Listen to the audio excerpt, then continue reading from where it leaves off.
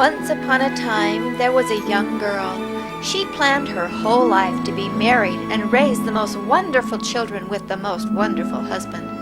She was sure her children would praise her as the most wonderful mother in the whole world. She and her Prince Charming planned for the day when the first bundle of joy would arrive. It's a her! It's a girl. Little girl. Then the second. Oh, look at And then the third. Look out for Mr. Stork. He's got you on his list. Hi, Forrest. And when he comes around, if you Oh, it's worth every cent. You just had your own little miracle right there. maybe just get high on you. All seemed to be going as planned for a few years. In fact, she actually thought of herself like Mary Poppins described herself.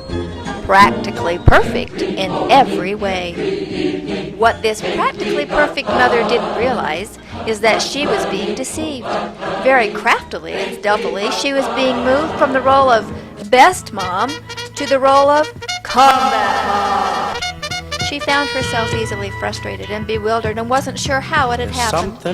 She felt herself transforming from the practically perfect in every way mom to the what was I thinking when I planned this family mom. Not only had the most perfect children not performed as planned, but they were transforming right before her very eyes into the Grinch that stole Christmas. Whenever she asked the children to do an errand for her in her practically perfect voice, she found she was being ignored. Forced to don the combat fatigue and throw orders around and threaten the children within an inch of their lives if they don't come right now. Indeed, it seemed that the combat fatigue was not only the apparel of the day, but the feeling at the end of the day. The weight of disappointment in the reality of motherhood was almost more than she could bear. She added a new part of combat gear: boots. She felt she needed them to sidestep the landmines of selfishness and greed, temper tantrums, and refusal to clean rooms. Try as she might, she just couldn't seem to figure it out. It didn't make sense. Her battle plan was one of trying to make her children happy. She gave them everything she never had. She didn't require them to do chores when they had too much homework. She made their beds and cooked their meals as requested. Yet, it seemed that these very things were the things that the landmines were made of.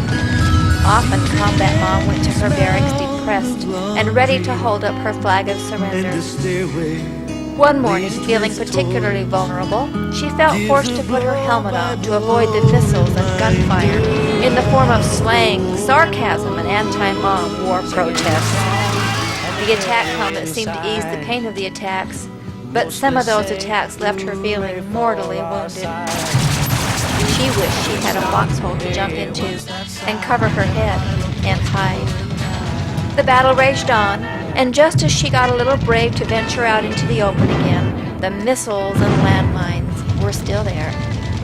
She felt like a prisoner of war and only got a morsel of wood to feed her starving self-image.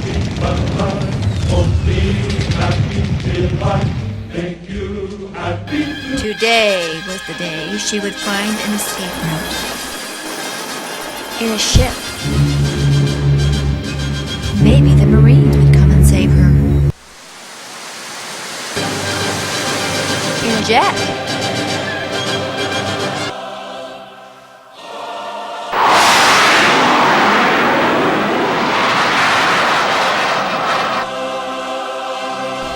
Oh well. A girl can dream, can't she?